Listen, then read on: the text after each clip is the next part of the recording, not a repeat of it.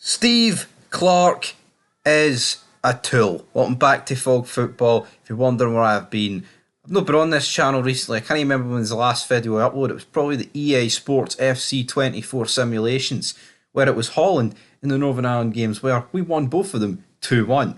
Turns out the virtual world, the cartoons, as some of my subscribers put it, are pish, non-existent. Scotland were absolutely awful for the last 120 minutes. Oh, but 60 minutes against Netherlands. See if you're hanging on to that. What about the other 6 games or whatever before that where we've been pish? Steve Clarke is a tool, alright? I'm not going to change my opinion. You could argue after matches, you can be reactionary, but the guy picked 4 goalkeepers, right? And only played 1. What good's that? Why call Craig Gordon up to the squad and get his hopes up?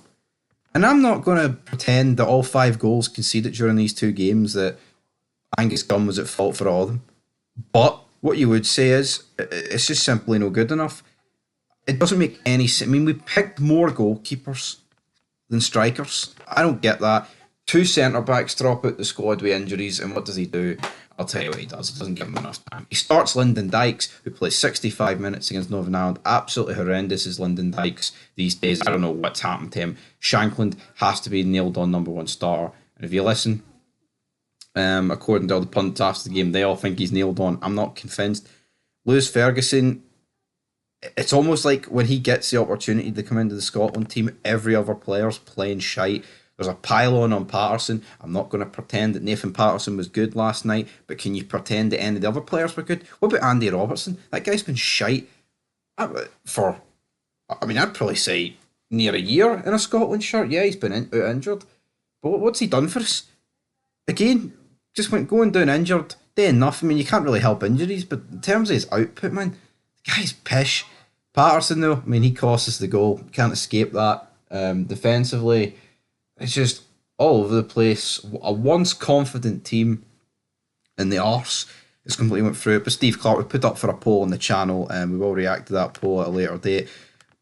But Clarke can come out and use excuses, right, that we're not very good at friendlies. And you know what? See, at the end of the day, friendlies don't matter in the sense of club football. I don't think they matter as much as long as you get the performance. And yeah, see, come the Euros, if we get out the group, and that's a big if, by the way, see this friendly here, no one's going to care about it, no one's going to remember it, right? But the reality is, you need to, if you're going to these friendlies, utilise them. I don't understand what Steve Clarke was thinking of last night. I don't, absolutely outplayed. It was actually a bit of a disgraceful performance, and people, it's just it's not a friendly, right? It's not one game. We've been shite for months. Ever since, I mean, you think back to, I can't remember which game was the first start of this rot. Was it the Spain game where they beat us 2-1? It might have been. No, actually, no, it probably would have been the England game, wouldn't it? But it's not like we lost the England game, right? Played good, lost it, and then, the arses went. No, it was just absolutely horrendous in that game as well. We've been shite, even against Norway, where there were spells that we were alright at Hampden. Still drew it 3 each. Even away at Georgia, shite, drew it 2 each. I mean, the next 2 friendlies are against, Finland and Gibraltar. I mean, are you convinced that we're going to get the job done there? Because I'm sure as hell not convinced about that. I just don't really grasp what is going on with this team. And I think Clarke, personally, I would actually get rid of him. That might sound harsh or whatever, but this is a generational squad. I mean, this is the best Scotland squad in decades. And you feel like with this guy, maybe it's just a simple case that he's got us to a level that he can't get past. Could it be? Maybe fresh faces, new ideas. It's like, just doesn't want to go too up top, barely ever changes it. And even when it did change last night, the 4 at the back, it was still the same old shite, man.